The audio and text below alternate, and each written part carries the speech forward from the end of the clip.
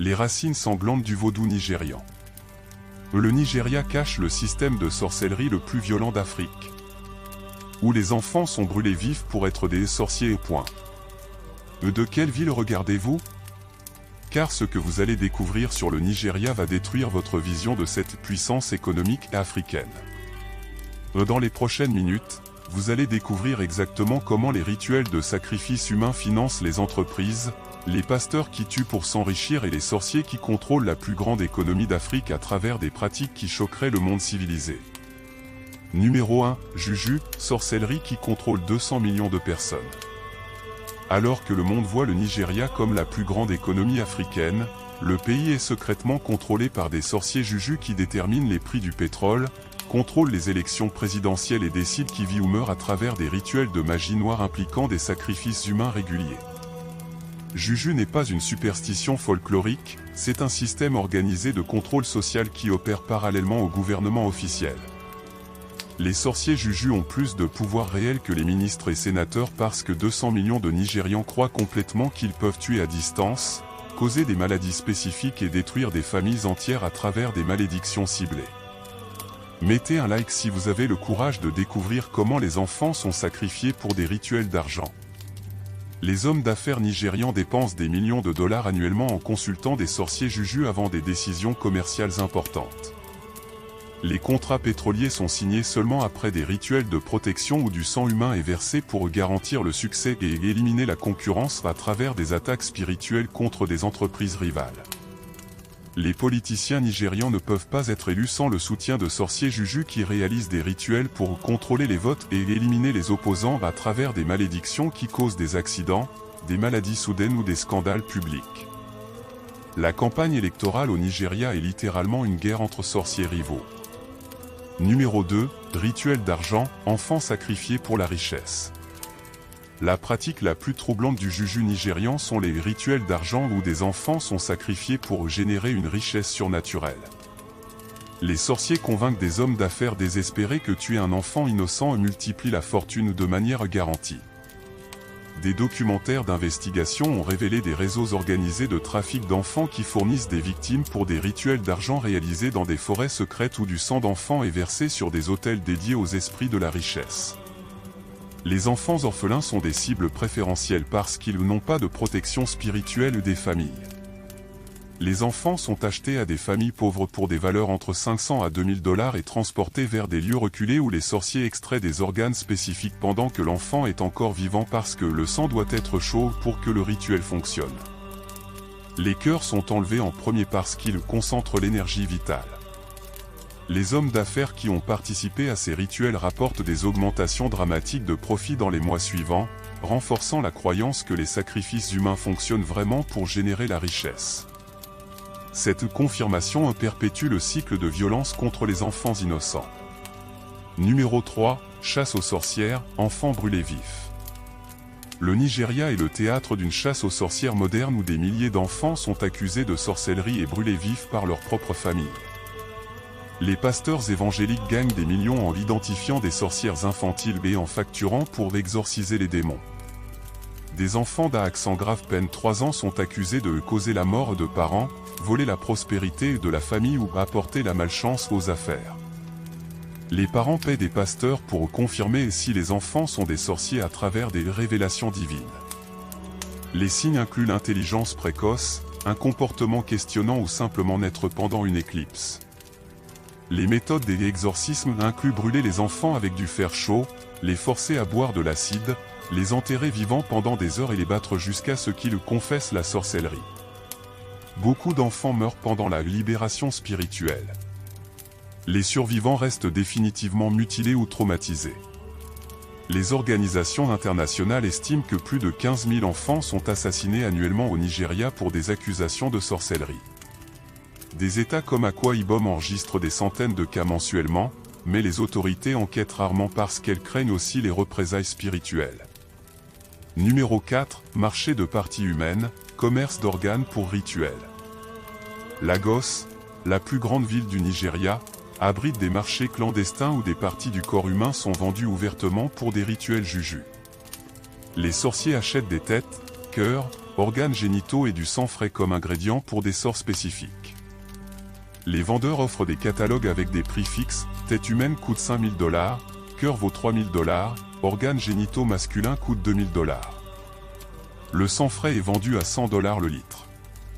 Les organes d'enfants coûtent le double parce qu'ils ont une énergie plus pure.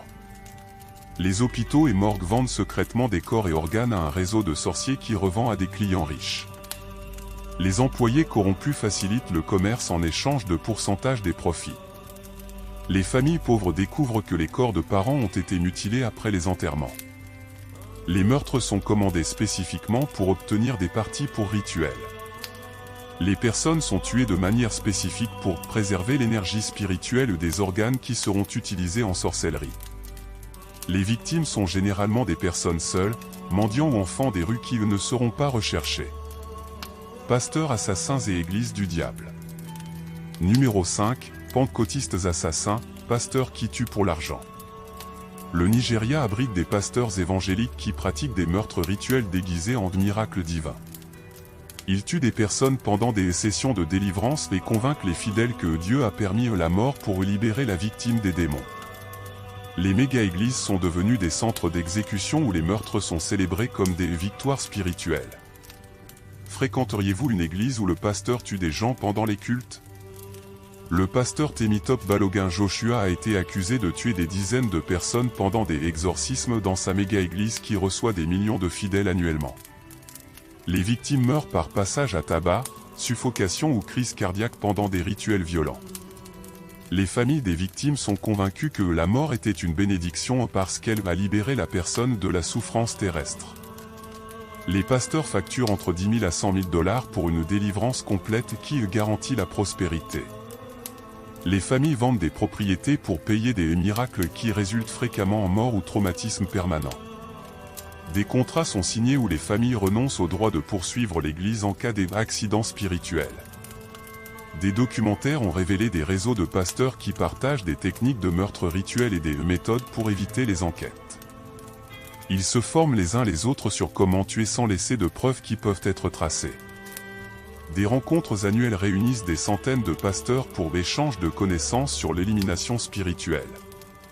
Numéro 6. Église satanique déguisée, christianisme mélangé au vaudou. Des milliers d'églises chrétiennes au Nigeria sont des cultes sataniques déguisés qui mélangent des versets bibliques avec des rituels vaudous pour tromper les fidèles tout en pratiquant la sorcellerie et des sacrifices humains dans les sous-sols des temples. Les symboles chrétiens sont combinés avec des autels vaudous dans une architecture qui confond les visiteurs. Les pasteurs prêchent sur Jésus pendant les cultes publics, mais réalisent des rituels pour des esprits africains dans des cérémonies secrètes où ils sacrifient des animaux et occasionnellement des humains pour garantir la croissance de l'Église et l'enrichissement personnel. Le sang des sacrifices est mélangé dans l'eau qui est offerte aux fidèles pendant la communion. Les fidèles ne savent pas qu'ils participent à des cultes hybrides qui combinent le christianisme avec des pratiques ancestrales qui incluent l'invocation de démons, des malédictions ciblées et des rituels de mort réalisés après les cultes officiels. Les enfants qui fréquentent ces églises développent des comportements étranges et des cauchemars que les parents attribuent à des attaques spirituelles et externes. Les enquêtes ont révélé que les pasteurs de ces églises maintiennent contact avec des sorciers traditionnels et paient des pourcentages des dîmes aux prêtres vaudous en échange de protection et au pouvoir spirituel. Les temples sont construits sur d'anciens cimetières ou des lieux de rituels ancestraux pour absorber l'énergie des esprits qui habitent ces lieux. Numéro 7. Méga-église milliardaire, temple construit avec du sang. Abonnez-vous à la chaîne et découvrez plus sur comment la religion cache des pratiques qui terroriseraient le monde. Les pasteurs nigérians ont construit des empires de milliards de dollars à travers des méga-églises qui opèrent comme des entreprises qui exploitent le désespoir de millions de Nigérians pauvres qui dépensent leurs dernières ressources en promesses de miracles qui n'arrivent jamais. Ces églises fonctionnent comme des pyramides financières spirituelles.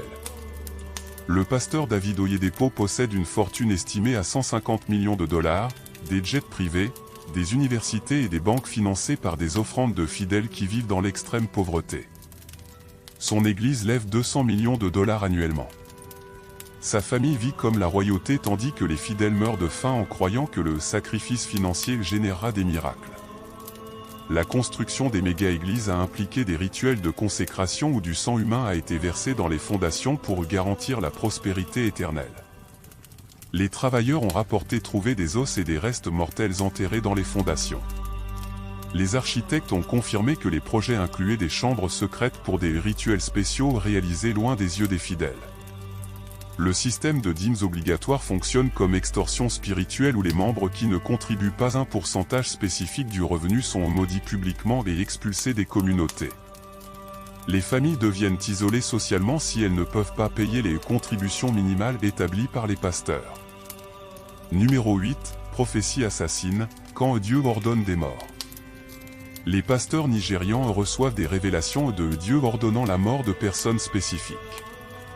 Les fidèles exécutent les commandements divins, tuant des voisins, parents ou étrangers qui ont été marqués par le Saint-Esprit. Les meurtres sont justifiés comme obéissance à Dieu. Des familles entières sont exterminées par des membres d'Église qui croient accomplir la volonté divine. Les assassins ne ressentent pas de remords parce qu'ils ont été convaincus qu'ils sauvent des âmes à travers une mort sanctifiée. Les tribunaux nigérians enregistrent des centaines d'homicides motivés par des commandes divines. Les pasteurs manipulent des fidèles vulnérables à travers des prophéties personnalisées où ils révèlent que Dieu a montré des menaces spécifiques qui ne peuvent être éliminées qu'à travers une action directe contre des personnes maudites. Les techniques incluent des jeûnes prolongés qui causent des hallucinations et rendent les fidèles plus suggestibles. Les enfants sont entraînés depuis tôt à obéir aux révélations sans questionnement. Les écoles des méga-églises enseignent que tuer pour Dieu est l'acte suprême de foi. Les jeunes grandissent en croyant que la violence religieuse est normale et nécessaire pour purifier le monde. Contrôle économique à travers la sorcellerie. Numéro 9, pétrole maudit, quand la sorcellerie contrôle les ressources naturelles. L'industrie pétrolière nigériane n'est pas contrôlée seulement par des corporations, les sorciers jujus déterminent les prix du pétrole, l'emplacement de nouveaux puits et la distribution des profits à travers des rituels qui communiquent avec des esprits qui contrôlent les ressources souterraines. Chaque baril extrait doit être béni avant l'exportation. Les cadres de Shell, Chevron et autres multinationales consultent secrètement des sorciers locaux avant de forer de nouveaux puits parce qu'ils croient que les esprits de la terre peuvent assécher le pétrole ou causer des accidents s'ils ne sont pas adéquatement consultés. Les contrats incluent des clauses secrètes allouant des pourcentages pour des rituels de protection. Chaque puits de pétrole est consacré à travers des rituels où du sang animal, et occasionnellement humain, est versé sur le sol pour apaiser les esprits gardiens et garantir un flux continu de pétrole. Les travailleurs arrêtent les opérations si les rituels ne sont pas réalisés. Les accidents sont attribués aux esprits irrités. Les contrats de milliards de dollars sont signés seulement après confirmation de sorciers qui consultent les esprits sur la compatibilité énergétique entre entreprises et la volonté des dieux du pétrole. Les réunions de négociation incluent des cérémonies où du sang est mélangé avec des documents avant la signature. Numéro 10, banque hantée, système financier contrôlé par les morts. Les banques nigérianes maintiennent des sorciers sur liste de paix pour protéger les investissements et garantir les profits à travers des rituels réalisés dans des coffres où du sang est aspergé sur des piles d'argent pour énergiser la richesse. Chaque billet d'argent est chargé spirituellement avant de circuler. Les gérants bancaires prennent des décisions de prêt et investissements basées sur des consultations spirituelles où des sorciers examinent l'âme des clients pour déterminer s'ils méritent la prospérité ou s'ils attireront la malchance à la banque. Les approbations de crédit dépendent plus de lecture spirituelle que d'analyse financière. Les bâtiments bancaires sont construits suivant des spécifications ritualistes qui incluent des hôtels secrets dans les sous-sols où des cérémonies mensuelles sont réalisées pour maintenir le flux d'argent et éloigner les énergies négatives des concurrents. Les employés participent obligatoirement à des rituels matinaux avant de servir les clients. Les clients qui brisent des contrats ou ne paient pas les prêts sont maudits à travers des rituels spécifiques qui causent des accidents, maladies ou morts dans la famille. Les banques maintiennent des registres de succès spirituels où elles documentent les malheurs qui sont arrivés aux débiteurs. Numéro 11, marché de Lagos, commerce contrôlé par les esprits. Le marché de Lagos, plus grand centre commercial d'Afrique de l'Ouest, opère sous contrôle total de sorciers qui déterminent les prix, autorisent les ventes et punissent les commerçants qui ne paient pas les taxes spirituelles à travers des malédictions qui détruisent les affaires. Chaque stand paie une protection spirituelle. Les commerçants paient entre 10% à 30% des profits aux sorciers en échange d'une protection spirituelle contre le vol, les incendies et les attaques de commerçants rivaux. Ceux qui refusent de payer subissent des accidents mystérieux qui incluent marchandises qui se gâtent, clients qui disparaissent ou incendies soudains. Les produits sont bénis ou maudits par des sorciers avant d'être vendus. Les aliments maudits causent supposément des maladies dans les familles rivales, tandis que les produits bénis garantissent la prospérité aux acheteurs. Les consommateurs exigent des certificats spirituels avant d'acheter des articles importants. La guerre entre commerçants est littéralement une guerre entre sorciers engagés par chaque côté. Les disputes pour de meilleures localisations sont résolues à travers des duels spirituels où les sorciers lancent des malédictions les uns contre les autres jusqu'à ce qu'un côté gagne à travers la mort ou maladie de l'opposant. Numéro 12, Nollywood sombre, cinéma financé par des rituels. L'industrie cinématographique nigériane Nollywood est secrètement financée à travers des rituels d'argent où les producteurs sacrifient des personnes pour garantir le succès de films et éliminer la concurrence d'autres studios. Chaque production exige un sacrifice initial pour énergiser le projet. Les acteurs et directeurs participent à des cérémonies où du sang humain est mélangé avec l'équipement de tournage pour énergiser les productions avec un pouvoir surnaturel qui garantit un box-office élevé. Les caméras et microphones sont consacrés avant chaque tournage. Les studios engagent des sorciers pour maudire les films rivaux et causer des accidents dans les productions concurrentes. La guerre entre studios est littéralement une guerre entre sorciers qui utilisent la magie noire pour sabotage. Les accidents pendant les tournages sont attribués aux attaques spirituelles. Le succès des films est mesuré non seulement par le box-office, mais par les confirmations spirituelles que les rituels ont fonctionné. Les producteurs dépensent jusqu'à 50% du budget en protection spirituelle et rituels de garantie. Les investisseurs exigent une bénédiction de sorciers avant de financer des projets. La résistance. Numéro 13, la nouvelle génération nigériane, jeunes contre la sorcellerie. Une nouvelle génération de jeunes Nigérians éduqués questionne le contrôle de la sorcellerie sur leur pays. Ils ont réalisé que les ressources qui pourraient développer la nation sont gaspillées en rituels inutiles tandis que 200 millions de personnes vivent dans l'extrême pauvreté. Les universités sont devenues des centres de résistance contre l'exploitation spirituelle. Les mouvements étudiants documentent comment les sorciers et pasteurs s'enrichissent à travers l'exploitation de l'ignorance populaire tandis que les enfants meurent de faim et de maladies qui pourraient être facilement traitées avec la médecine moderne. Les protestations universitaires exigent la fin des dépenses publiques en consultance spirituelle. Les universités nigérianes ont commencé à offrir des cours qui enseignent la méthode scientifique et la pensée critique pour combattre les superstitions. Les étudiants apprennent à questionner les miracles et exiger des preuves pour des affirmations extraordinaires. Les professeurs rapportent des transformations massives dans la mentalité des jeunes qui abandonnent les pratiques traditionnelles. Les jeunes entrepreneurs prouvent qu'ils peuvent créer des affaires réussies en utilisant des stratégies rationnelles au lieu de rituels coûteux. Les startups fondées par des sceptiques montrent une croissance supérieure aux entreprises qui dépendent de protection spirituelle. La technologie remplace la superstition parmi la nouvelle génération. Numéro 14, le prix de la superstition africaine, billions gaspillés. Le Nigeria perd des billions de dollars annuellement parce que les ressources sont détournées vers des rituels, des offrandes religieuses et une protection spirituelle au lieu d'investissements en éducation, santé et infrastructures. Les économistes calculent que 40% du PIB est gaspillé en pratiques superstitieuses.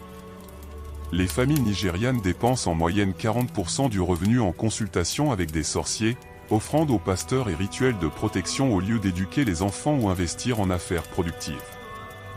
Le cycle de pauvreté se perpétue parce que les ressources qui pourraient générer le développement sont consommées par des charlatans spirituels. Le système de santé nigérian s'effondre parce que les gens préfèrent les cures spirituelles au traitement médical. Les hôpitaux restent vides tandis que les sorciers s'enrichissent en vendant des remèdes mystiques pour des maladies que la médecine pourrait guérir facilement.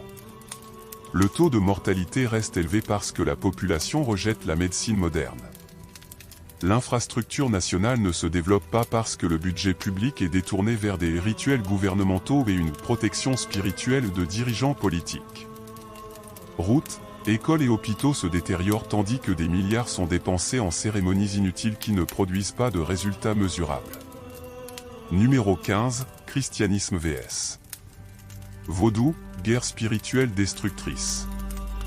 Les églises chrétiennes et cultes vaudous mènent une guerre spirituelle qui paralyse le développement national.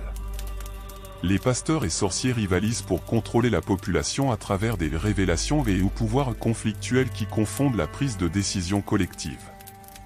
Les familles se divisent entre christianisme et vaudou, créant des conflits qui détruisent l'unité sociale nécessaire pour le progrès collectif. L'énergie qui pourrait construire la nation est gaspillée en guerre religieuse où les deux côtés dépensent des fortunes essayant de détruire l'un l'autre spirituellement. Des communautés entières sont paralysées par des batailles spirituelles où des groupes chrétiens exorcisent l'influence vaudou tandis que les sorciers lancent des malédictions contre les églises. Le résultat est une société fragmentée où la coopération devient impossible parce que chaque groupe craint la contamination spirituelle des autres. La violence religieuse éclate régulièrement quand des révélations conflictuelles ordonnent la destruction de temples rivaux. Des centaines de Nigérians meurent annuellement dans des conflits entre chrétiens et traditionalistes qui croient défendre leurs respectives vérités spirituelles. Numéro 16, Éveil global, Nigeria et l'avenir de l'Afrique. Ce qui arrive au Nigeria est crucial pour l'avenir de l'Afrique parce que la plus grande économie du continent reste contrôlée par des superstitions qui empêchent le développement et perpétuent la pauvreté. D'autres pays africains observent et copient le modèle nigérian de développement spirituel. D'autres pays africains copient le modèle nigérian où la sorcellerie et la religion contrôlent l'économie et la politique. Si le Nigeria ne brise pas ce cycle, toute l'Afrique restera sous-développée tandis que les ressources naturelles sont gaspillées en rituels au lieu d'être investies en progrès réel. La communauté internationale doit reconnaître que l'aide humanitaire est inefficace si elle n'aborde pas les causes spirituelles de la pauvreté africaine. Des milliards en aide étrangère sont gaspillés parce que les populations dépensent les ressources en superstition au lieu de les utiliser pour le développement durable. L'avenir de l'humanité dépend de l'Afrique surmontant la dépendance spirituelle et investissant en éducation, technologie et médecine. Le potentiel du continent est immense, mais reste inexploré tandis que des milliards de personnes vivent contrôlées par la peur de forces surnaturelles qui peuvent ne pas exister. Réflexion finale. Après avoir connu ces 16 aspects sombres de la spiritualité nigériane, une question demeure. Comment la plus grande économie africaine permet-elle que des sorciers contrôlent 200 millions de personnes? Le Nigeria prouve que la superstition peut paralyser même des pays riches en ressources naturelles. Le pétrole vaut des billions, mais la population reste pauvre parce que la richesse est gaspillée en rituels inutiles. Et vous? Pouvez-vous imaginer vivre dans un pays où les enfants sont brûlés pour être des sorciers et les hommes d'affaires sacrifient des personnes pour l'argent? Le prix de permettre que la sorcellerie contrôle une nation est un développement impossible et une souffrance perpétuelle. Le Nigeria pourrait diriger l'Afrique, mais est otage d'exploiteurs spirituels. La question finale est, pourrons-nous aider les pays africains à se libérer de la superstition ou regarderons-nous des continents entiers rester dans la pauvreté à cause de croyances irrationnelles? Si ce contenu vous a fait questionner comment les superstitions empêchent le développement, mettez un like. Abonnez-vous à la chaîne et partagez dans les commentaires, quelles solutions proposeriez-vous pour finir l'exploitation spirituelle? Et n'oubliez pas d'activer la cloche car la semaine prochaine nous allons révéler les secrets sombres d'un autre pays qui va vous choquer complètement. À la prochaine!